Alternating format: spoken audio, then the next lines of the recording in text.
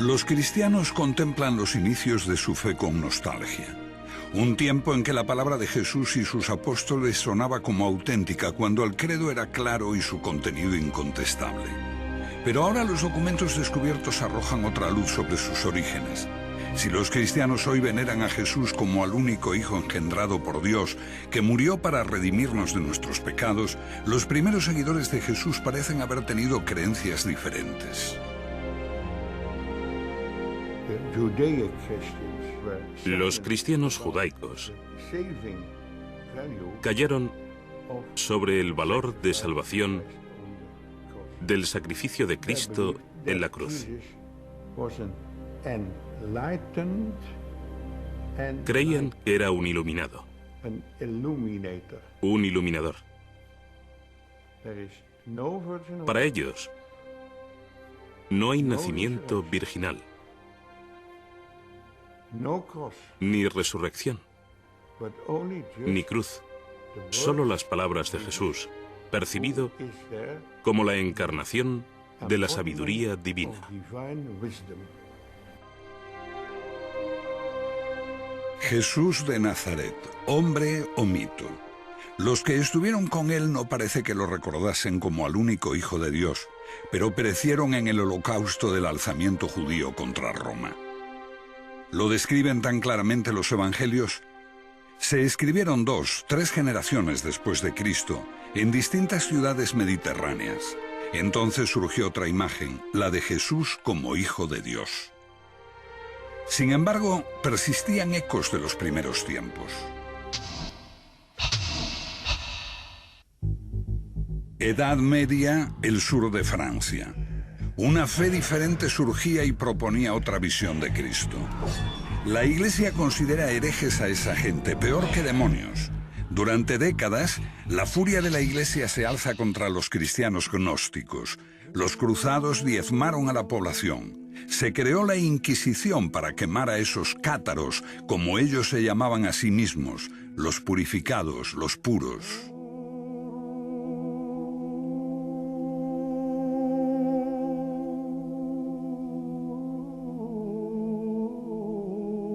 Después de muchos siglos, la gente empieza a recordar a esos cátaros y visita los lugares donde fueron martirizados. Los cátaros no fueron precursores de la Reforma. No eran una herejía de la fe católica. La suya fue una fe diferente y se remonta a los primeros tiempos del cristianismo, o incluso antes, cuando la gente veía el mundo como un reino de sombras, de espaldas a la realidad, a la verdad auténtica. Un hombre atado, incapaz de moverse, creyendo que las sombras que ve en la pared son la realidad. Sombras proyectadas por el mundo divino que está detrás de él. Mira, hombre. Es así como el filósofo griego Platón describía al hombre. Los iniciados en las religiones mistéricas creían que podían liberarse de las ataduras y hallar la gnosis, el conocimiento, en su corazón. Un conocimiento secreto que transforma al hombre y lo hace consciente de la verdad, del mundo espiritual. Son los gnósticos. Los estudiosos creen que esa búsqueda también caracterizó al cristianismo primitivo, antes de que se escribieran nuestros evangelios. Hay ecos de eso en las palabras de Pablo, que habla de buscar a Cristo dentro de uno mismo. Y también en otros documentos hallados hace casi 60 años en Nag Hammadi, Egipto. Los libros de Nag Hammadi son más importantes que los manuscritos del Mar Muerto, porque arrojan una nueva luz sobre el cristianismo, Jesús y Dios.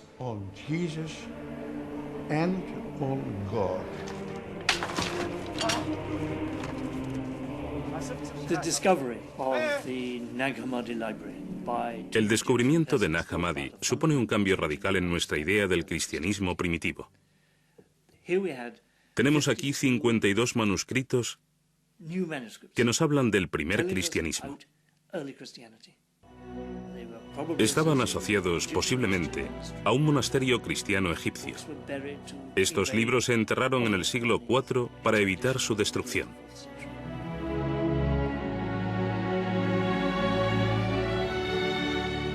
Nos dan abundante información. Es asombroso que los cristianos no se precipitasen a leer el Evangelio de Tomás y todos esos textos maravillosos. Me parece que eso demuestra el poder de la Iglesia romana, que los dejó a un lado y aún los considera heréticos y peligrosos. Y por supuesto lo son. Son peligrosos para la Iglesia literalista porque ponen en cuestión su interpretación.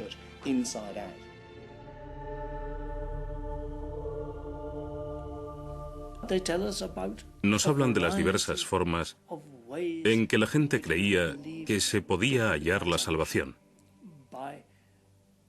Por la contemplación, por la expansión de la chispa divina que hay en nosotros, comunicándose con Dios, buscando en nuestra propia alma una búsqueda individual de lo divino, sin la ayuda de sacerdotes u obispos. Suena atractivo. El gnosticismo es atractivo, sobre todo para la mente moderna, porque promueve una religión para el individuo, no para la Iglesia. Creo que es lo que los humanos han buscado siempre, hallar la divinidad por sí mismos. Pero esto es una simplificación, porque se trata de algo mucho más complejo. En cierto modo, es como tomar un baño de espuma y que entre jabón en los ojos. Enceguece a la vez que limpia.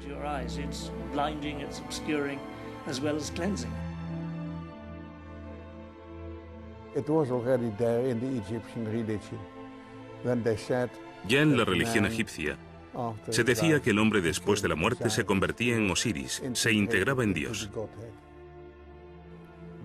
El hombre es un dios caído que recuerda el paraíso. Este es el concepto de todos los misterios de la antigüedad, de Isis, de Mitra, de Adonis.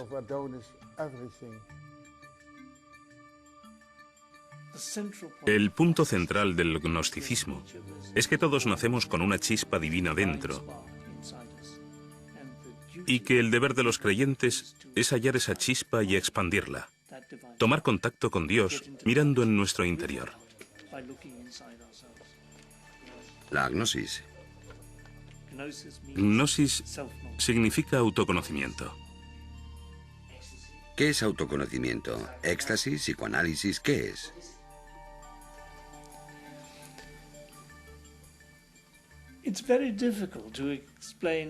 Es muy difícil explicar qué es el autoconocimiento y cómo se obtiene. No es como el psicoanálisis. No es una exploración intelectual del alma, ni el éxtasis. Es la contemplación de uno mismo. A veces con la ayuda de un líder. Es la quietud, una sincera búsqueda individual.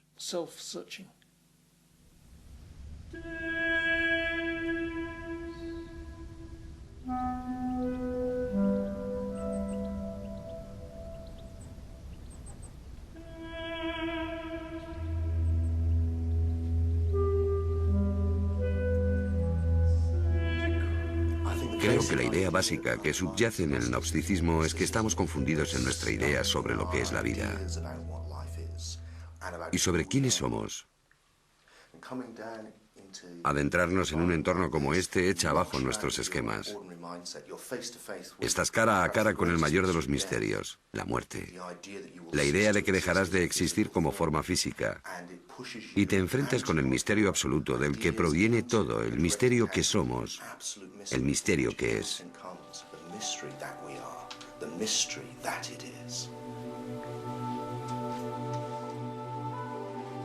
Pero ¿por qué buscarlo en la oscuridad de estos corredores? Creo que estimula la experiencia mística con la emoción de la oscuridad y los ecos de las cámaras. Todo eso conduce a un estado místico.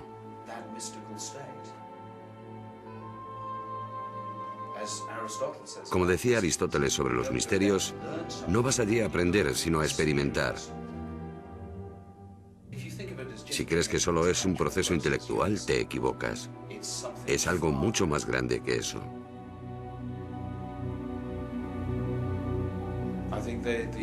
Creo que los antiguos habían comprendido que puedes aprender mucho, pero no tener un real conocimiento de ti mismo.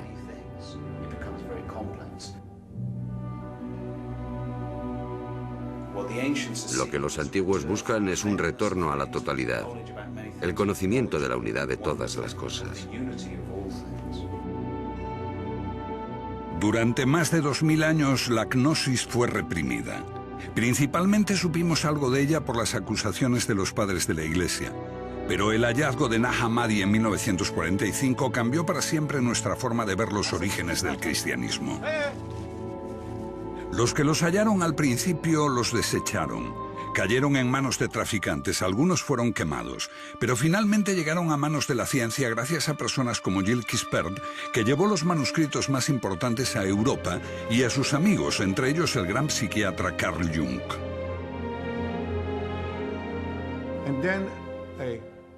Entonces me fui a Egipto, a El Cairo. Y en esta sala negocié con el director de esta institución y descubrí que esos códices no serían publicados si este Códex de Jung no volvía al Museo Copto de El Cairo. Ahora acumulan polvo en una pequeña sala, abiertos quizá una vez cada 10 años y solo en presencia de un funcionario del museo, la policía secreta y un juez. Quispel es bien recibido. Todos los manuscritos de Nag Hammadi se publicaron cuando devolvió el más preciado, el Evangelio de Tomás, con las palabras de Jesús.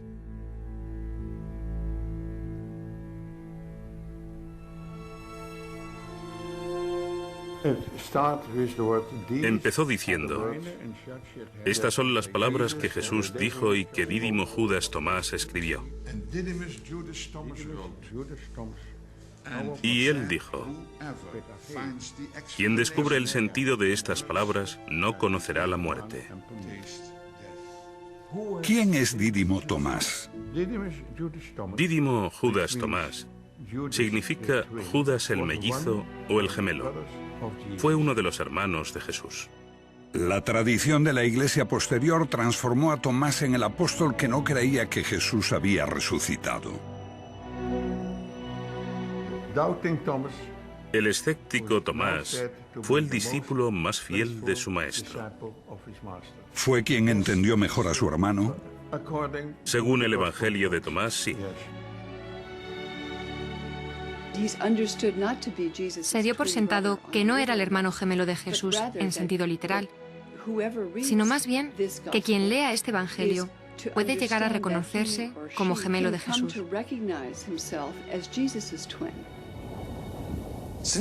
Dado que se ha dicho que eres mi gemelo y auténtico compañero, examínate a ti mismo.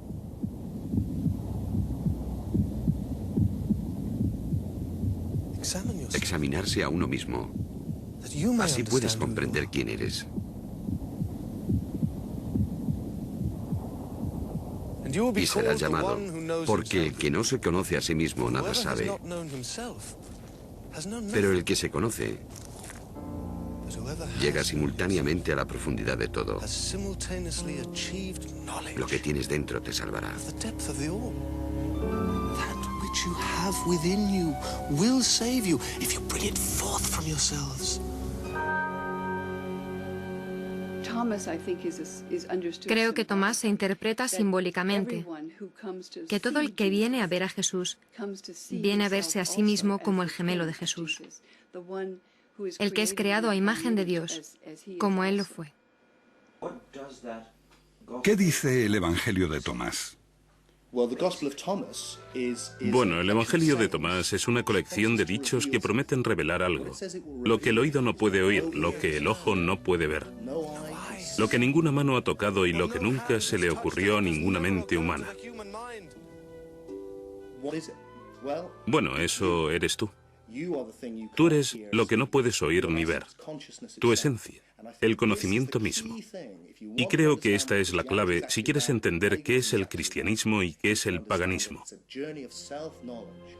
Un viaje de autoconocimiento. Este era el gran precepto que el dios Apolo dio a los paganos en el oráculo de Delfos. Buscar la gnosis, el autoconocimiento, conocerse a uno mismo. Y lo mismo sucede con los cristianos. Lo que busca es la parte de ti que no puede morir. No es que se te vaya a dar algo que no tengas ya, es descubrir que ya eres inmortal. Porque tu esencia no es el cuerpo. Si descubres lo que realmente eres, descubres lo divino. Descubres a Dios dentro de ti. Parece ser un cuerpo, pero eres conciencia. Y esa conciencia da testimonio del nacimiento, de la muerte, porque todos los gnósticos, incluidos los gnósticos cristianos, creían en la reencarnación, y este proceso era un poco como despertar e irse a dormir. Estabas en un ciclo de cuerpos diferentes, yendo y viniendo, pero no eras el cuerpo. Eras conciencia que da testimonio de esto, de modo que jamás naciste y posiblemente no podrás morir. Todas las cosas separadas son expresión de una misma cosa. Así, todos los seres humanos son imágenes. Ellos usan la palabra eidolon, de un demonio o espíritu. ¿Un reflejo de lo divino? No tanto un reflejo, sino la forma en que lo divino se hace consciente de sí mismo. Para el Padre, ellos emplean el término la deslumbrante oscuridad. ¿Te imaginas la luz sin nada que reflejar? Es lo oscuro. Entonces, la luz en sí misma es oscura. Y usan el término brillante oscuridad. Potencialidad pura, solo luz. Solo conciencia, sin nada de lo que ser conscientes.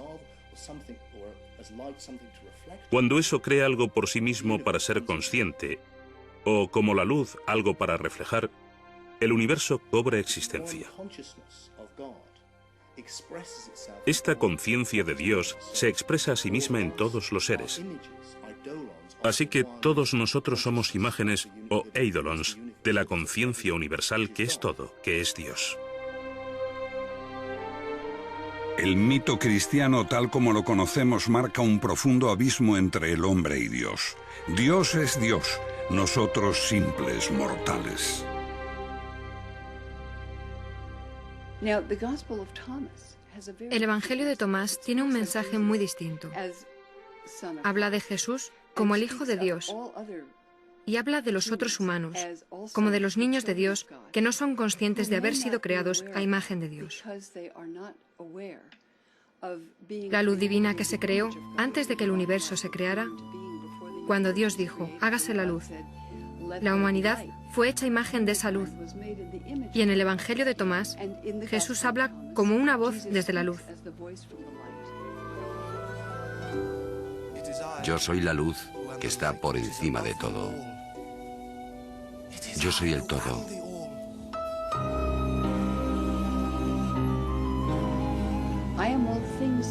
Soy todas las cosas. Todas las cosas salen de mí. Estoy en todas las cosas. Rompe un trozo de madera y estoy allí. Levanta la piedra y me encontrarás.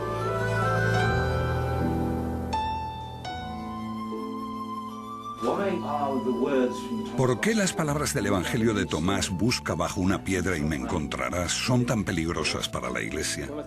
Porque es panteísmo. Sugiere que la divinidad está en todas partes y en todas las cosas. Lo que ocurre con el triunfo del cristianismo es que se traduce en la creación de una iglesia. Para llegar a Dios, tienes que hacerlo a través del obispo. Si quieres construir una iglesia, tienes que decir que la salvación solo es posible mediante, desde y a través de la iglesia. Y el representante de Dios en la tierra es el Papa. Esa es la única vía, mientras que para los agnósticos se trata solo de ti, tú puedes hacerlo.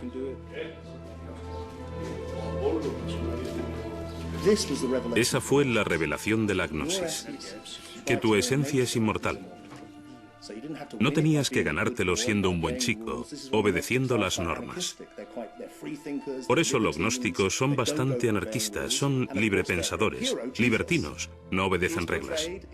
Y por supuesto, su gran héroe Jesús es descrito en sus relatos como un libertino que se relaciona con prostitutas y gente poco respetable.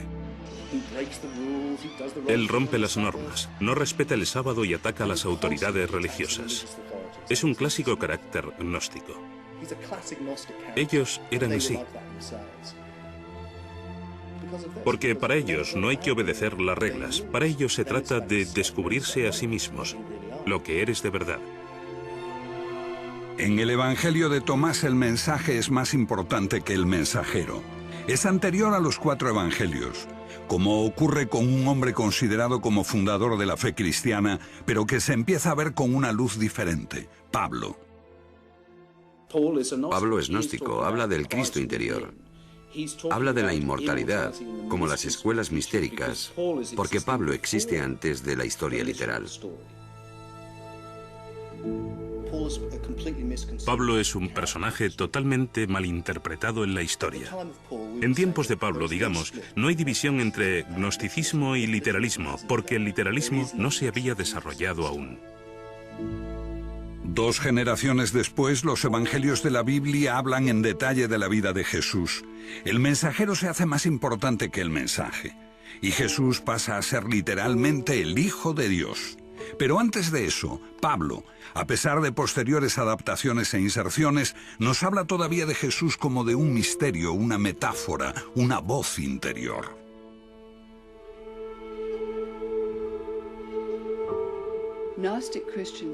Los cristianos gnósticos creían que Pablo era su maestro, el padre de la Iglesia Tertuliano, que despreciaba a los gnósticos.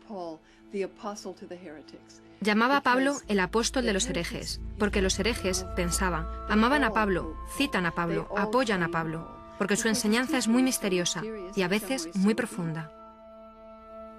Si es así, el pensamiento de Pablo coincide con la mayor parte de las ideas elaboradas aquí. Quizá la ciudad más grande de la antigüedad, en la encrucijada de Asia, África y Europa, la ciudad de Alejandría.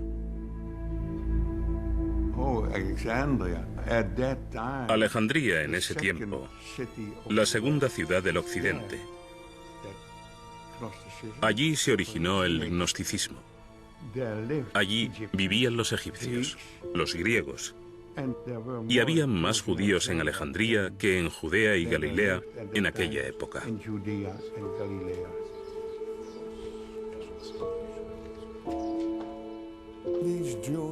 Esos judíos vivían en el exilio, pero habían encontrado un Dios desconocido en sus corazones.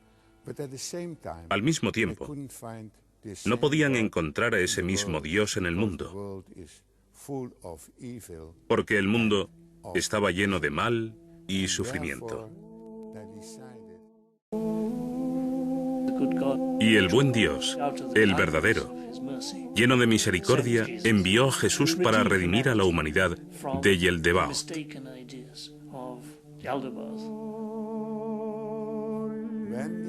Cuando esos judíos de Alejandría se hicieron cristianos, Jesús apeló a lo más profundo de ellos y dijo: quien se conoce a sí mismo conoce a Dios. Mito o metáfora, en la figura de Jesús está también la semilla de la discordia. En torno a su persona sobrevino una batalla de ideas que separó las 2 posturas. Sí, una de las mayores pugnas entre los seguidores de Jesús fue la cuestión de por qué Jesús murió de manera tan terrible. Para las comunidades ortodoxas, la única forma de encontrarle un sentido religioso era interpretarlo como un sacrificio redentor. Pero este sacrificio redentor solo tenía sentido si todos necesitábamos redimirnos del pecado.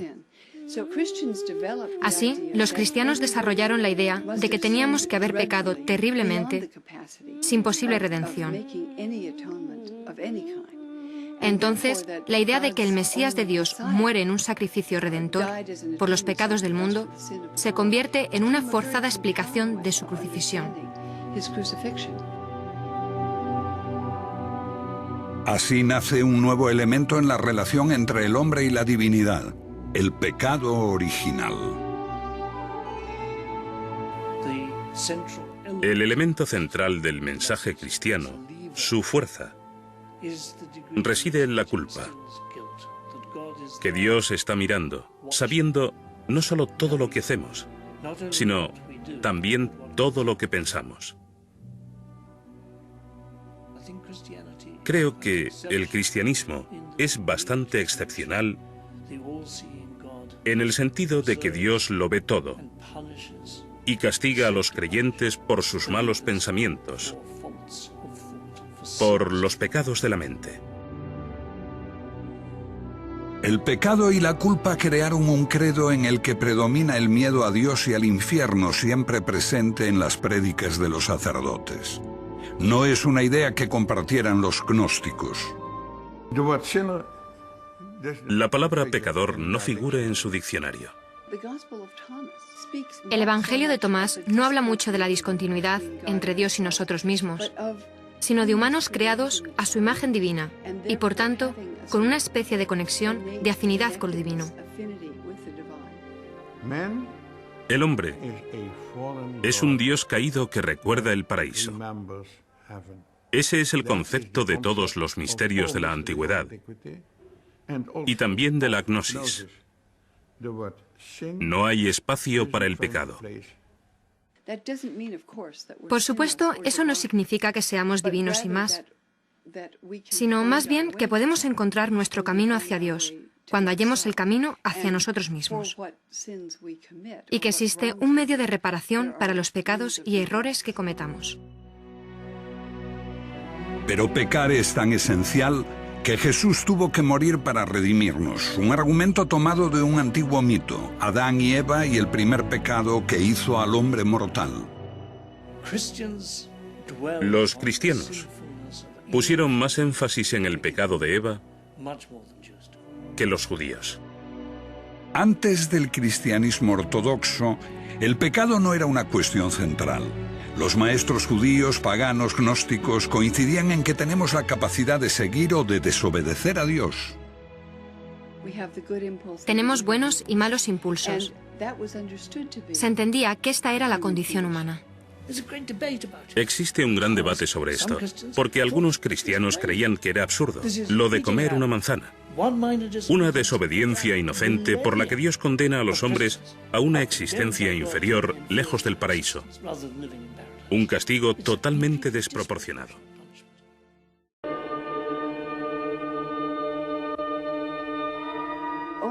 La idea cristiana de que el pecado es inherente a los humanos, la idea del pecado original, la desarrolla especialmente San Agustín en el siglo IV y se canoniza como enseñanza ortodoxa cristiana a partir del siglo IV.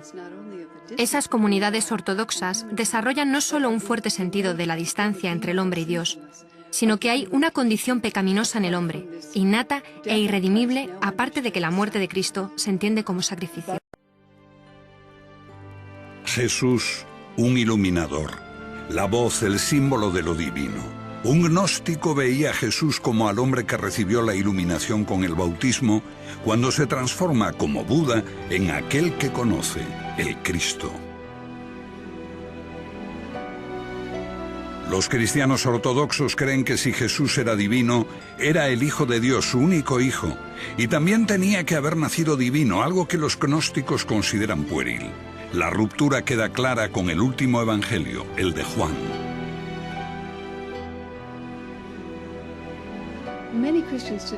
Muchos cristianos pensarán hoy, desde luego, el cristianismo dice que Jesús es el Hijo de Dios. Pero esto no es lo que vemos en Mateo, Marcos o Lucas. Encuentras que Jesús es el Mesías de Dios, el que enseña el camino de la rectitud. Se podía ser un judío muy devoto y seguir a Jesús en eso. Pero con el Evangelio de Juan, la afirmación de que Jesús es Hijo de Dios, y más aún, su único Hijo, Es una afirmación radical que no veo mencionada por los ortodoxos antes del año 160 más o menos. Pero esta idea se convierte en la lente a través de la cual los cristianos leen los evangelios.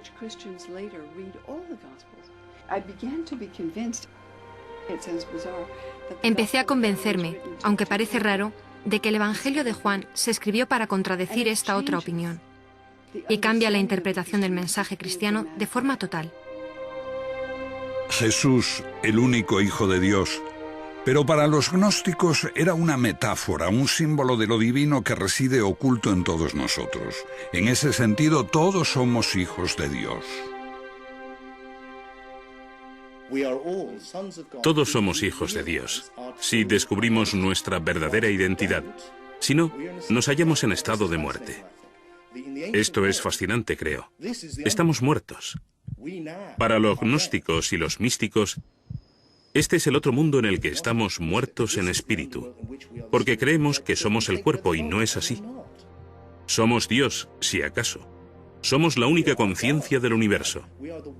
Nos confundimos a nosotros mismos por esos cuerpos individuales y todos los problemas que causan.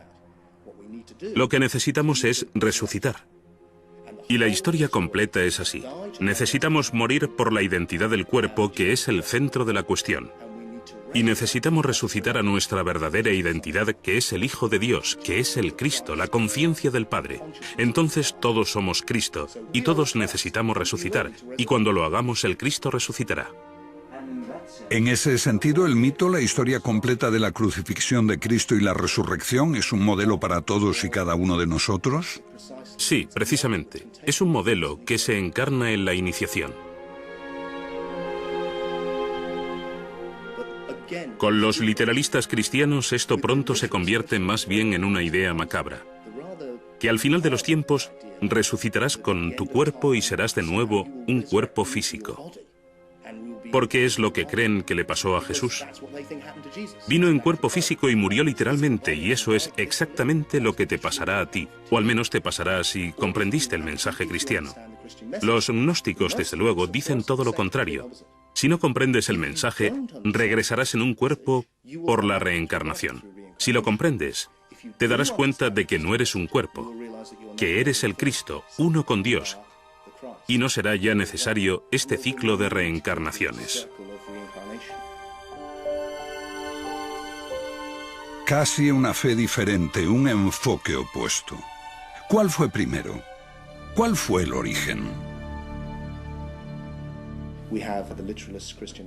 Tenemos al literalista cristiano Policarpo, y unas décadas después, a mediados del siglo II, tenemos a Tertuliano, diciendo que los seguidores de los gnósticos llenan el universo. Así te haces la idea de que esta iglesia literalista existía desde los apóstoles y que los gnósticos fueron una desviación muy posterior. Lo que estamos sugiriendo es que en realidad es totalmente al revés. Los gnósticos se propagaron en el siglo I y II y fueron machacados por una iglesia literalista que entonces comenzaba su andadura. La ortodoxia, como la conocemos, surgió después del gnosticismo y en gran medida fue una reacción al mismo. El cristianismo se define por aquello que se le opone. Por oposición al gnosticismo, gradualmente fue defendiendo sus propios términos. A partir de una gran variedad de evangelios y unas 7 u 8 generaciones después de Jesús, los padres de la primera iglesia ortodoxa empezaron a escoger unos pocos textos que conformarían el Nuevo Testamento y definirían el credo. Creo que la amenaza de persecución obligó a los líderes cristianos a buscar unas enseñanzas básicas en las que todos estuviesen de acuerdo.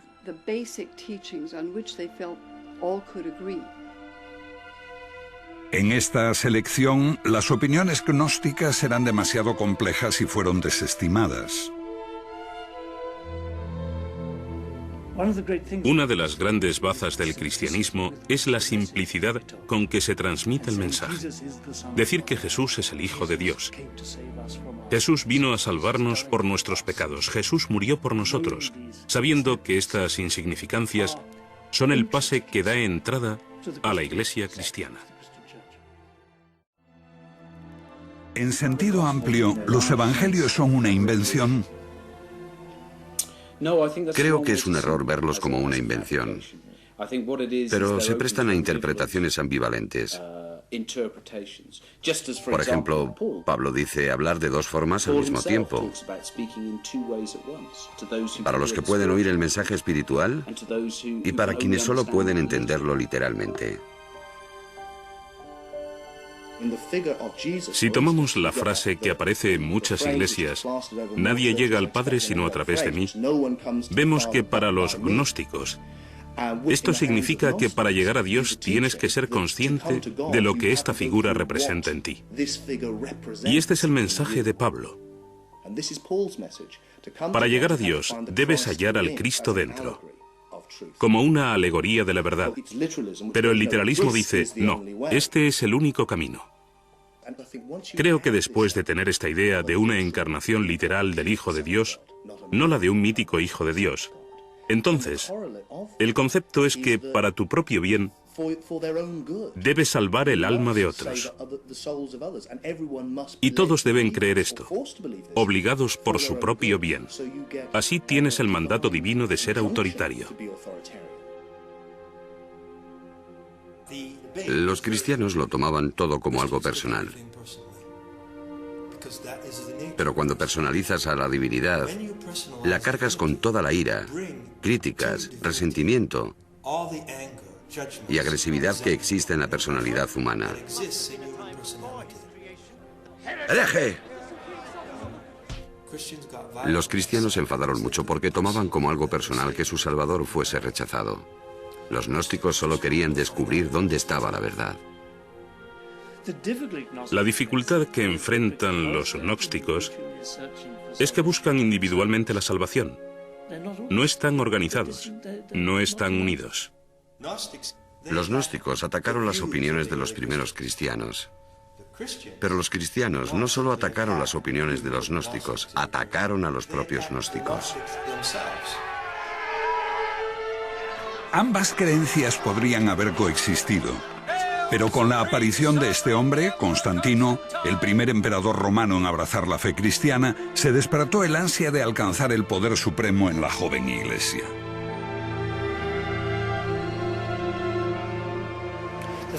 La historia dice que Constantino tuvo una visión, un sueño, donde veía la señal de la cruz en el cielo, y se convenció de que si se hacía cristiano y utilizaba este emblema, ganaría la batalla contra su rival pagano.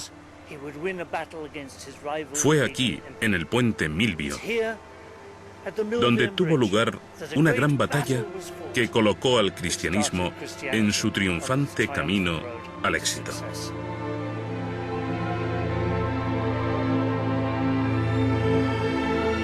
En el Concilio de Nicea, año 324, Constantino establece todas las diferencias respecto al credo.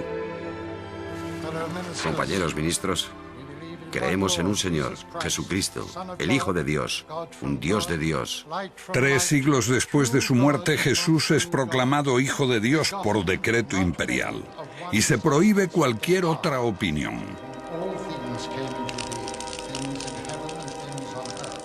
When Christianity allies with the state to create a religious monopoly, that's when Christianity becomes... Cuando el cristianismo se alía con el Estado para crear una religión oficial, es cuando se vuelve algo radicalmente diferente, triunfante, exitoso. Pero al haberse aliado con el Estado empieza a cometer los mismos crímenes que había denunciado en sus primeros 300 años de existencia. Persigue, mata por la religión. Se transforma en una institución jerárquica, opresiva, necesariamente conservadora.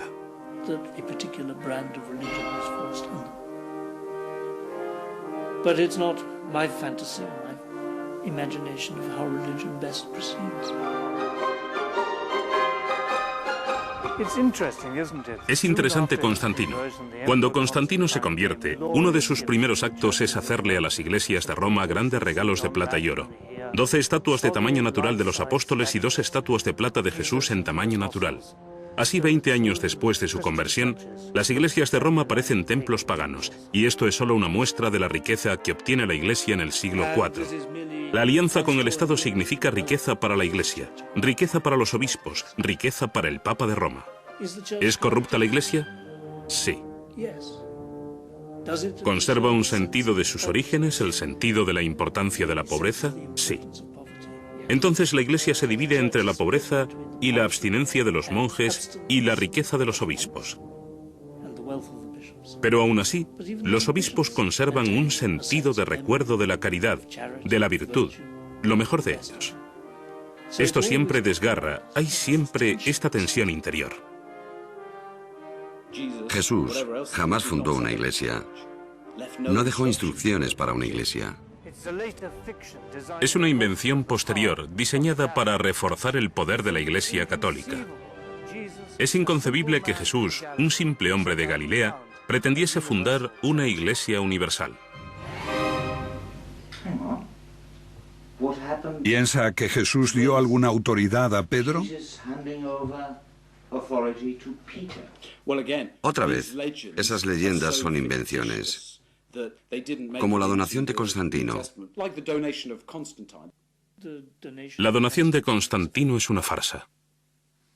Había un documento que la Iglesia en la Edad Media afirmaba que era un contrato escrito por Constantino en su lecho de muerte. Aquí os doy el imperio para que lo custodiéis. Entonces, cuando este se reveló como una falsificación, se inició la Reforma Protestante. De algún modo, todo lo que hemos hecho es escuchar a los perdedores. Fueron destruidos en el siglo IV. Hemos retrocedido y dijimos, solo porque perdieron esa batalla, solo porque la Iglesia romana, con sus ideas de un Jesús histórico y una religión literalista, tomó el mando, no quiere decir que su versión de los hechos sea la verdadera. ¿Qué le pasó a los perdedores? Fueron erradicados. Todos los que conociesen la otra historia, gnósticos y paganos, fueron expulsados del imperio. Los templos se derribaron, los filósofos fueron asesinados, los libros prohibidos y quemados. Si el cristianismo era la religión favorita de Dios, entonces uno podía pensar que al triunfar se hubiera entrado en la Edad de Oro. Todo lo contrario, se entró en un tiempo de oscuridad, en el que la gente incluso olvidó cómo hacer casas de ladrillos. Y hubo que esperar hasta el Renacimiento, cuando esos instruidos paganos regresaron a Italia, a Florencia. Los libros de Platón, que habían estado prohibidos durante 1000 años, volvieron como la hermética y de pronto Botticelli empezó a pintar cuadros de dioses paganos. Lo llamamos el renacimiento de la cultura occidental, porque ésta vuelve a ocupar el lugar que tenía antes del triunfo del cristianismo. La creencia en la historia de Jesús era originalmente solo el primer paso en la espiritualidad cristiana, el misterio exterior. El significado debía explicarlo un maestro iluminado cuando se estuviese maduro espiritualmente. Una comprensión mística de Dios más allá del simple dogma. Aunque había muchos grandes místicos cristianos en los últimos siglos que intuitivamente vieron este nivel simbólico más profundo, como cultura hemos conservado solo los misterios exteriores. Creo que conservamos la forma, pero hemos perdido el significado. Mientras las iglesias se vacían, la gente busca por todas partes. A veces tan lejos como el otro extremo del mundo, sin darse cuenta de que una antigua tradición que buscaba lo mismo yace en lo profundo de nuestro pasado.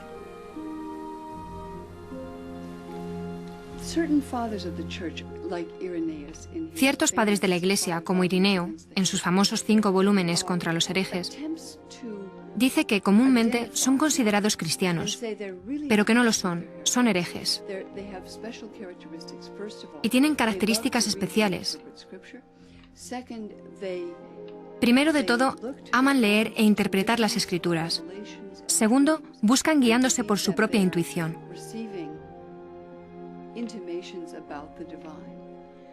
Tercero, están investigando constantemente, siempre abiertos a nuevas exploraciones. Uno podría haber dicho lo mismo de quienes ahora integran la corriente de la nueva era. Indudablemente, se espera que los filósofos investiguen e indaguen. Preguntando, uno encuentra una tradición desarraigada, interrumpida por muchos siglos, complicada, a veces confusa. Todo esto parece un poco difícil de entender para un hombre moderno. Querido amigo, no hay atajos a la agnosis y ningún nirvana instantáneo. Me hizo reír con esto el anciano caballero, porque tiene razón, por supuesto.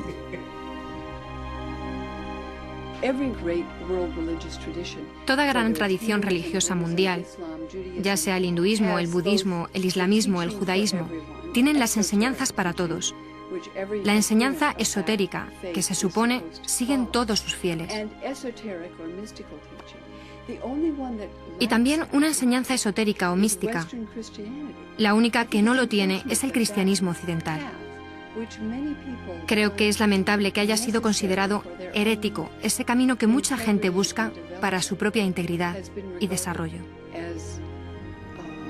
Either heretical or a path leading